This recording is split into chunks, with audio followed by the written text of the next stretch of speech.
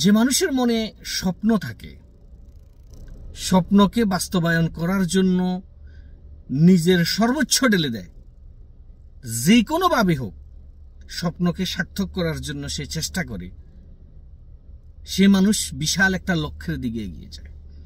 প্রতিদিন সে কোনো না কোনোভাবে নিজের লক্ষ্যে পৌঁছার জন্য চেষ্টা করে। আমি তাকে মনে করি সে জীবিত মানুষ।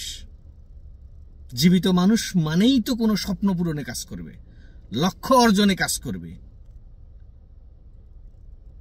আর যার কাছে স্বপ্ন নেই, কোনো লক্ষ্য নেই, খেয়ে পরে বেঁচে আছে, কেন বেঁচে আছে সে জানে না, এই মানুষ ভয়ঙ্কর মানুষ।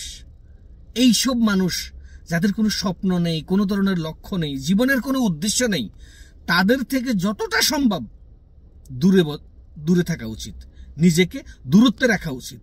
কারণ এই মানুষগুলোর কোনো স্বপ্ন নেই, কোনো লক্ষ্য উদ্দেশ্য নেই। সে কেন বেঁচে আছে, কার জন্য বেঁচে আছে সে জানে না।